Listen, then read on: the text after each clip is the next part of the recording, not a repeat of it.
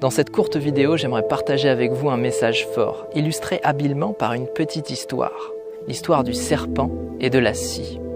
Alors vous vous demandez certainement ce que la rencontre entre un serpent et une scie peut bien produire de percutant.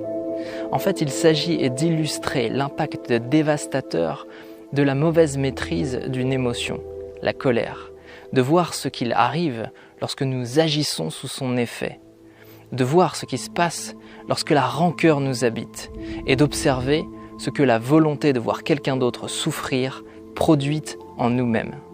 Et je vous propose de découvrir cette histoire en images.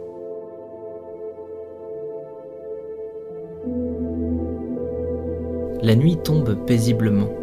Un serpent trouve son chemin dans une menuiserie.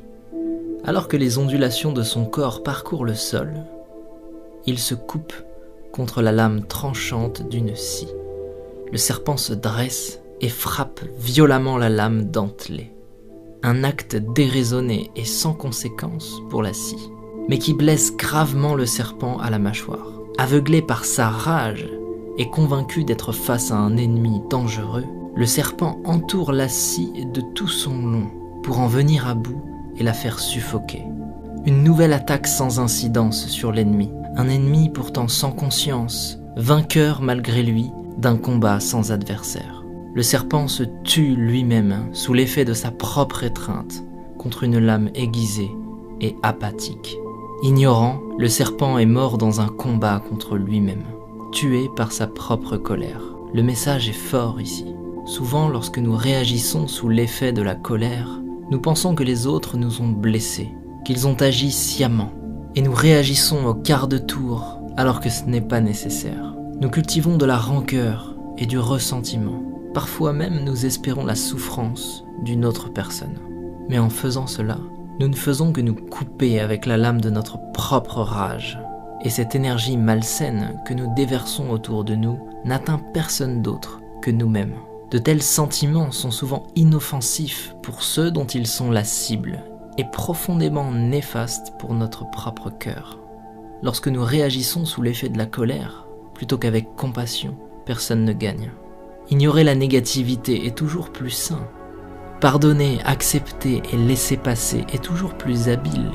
Se concentrer sur la création plutôt que sur la destruction est toujours plus sage. Et il est plus noble de bâtir la vie que nous voulons, plutôt que de chercher à détruire celle que nous ne voulons pas. Si quelqu'un se comporte mal avec nous, plutôt que de réagir avec agressivité et violence, peut-être devrions-nous comprendre ce qui est en train de traverser cette personne et faire preuve d'écoute et de compassion. Peut-être que sa journée est difficile. Peut-être que toutes ces journées sont difficiles.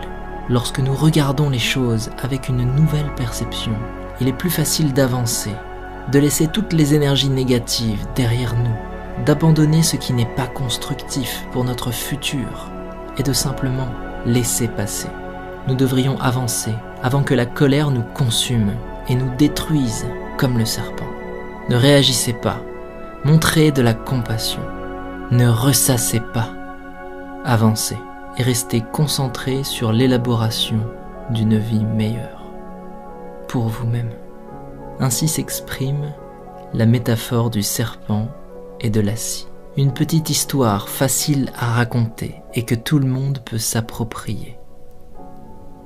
Si vous appréciez cette manière d'aborder les émotions et si ces sujets vous intéressent, n'hésitez pas à vous abonner au mail, c'est le premier lien dans la description. Je partage avec vous 3 mails par semaine dans lesquels j'aborde les sujets des émotions, de la pratique de la méditation, des exercices concrets pour réussir petit à petit à mieux appréhender nos états intérieurs, cultiver le calme et la sagesse.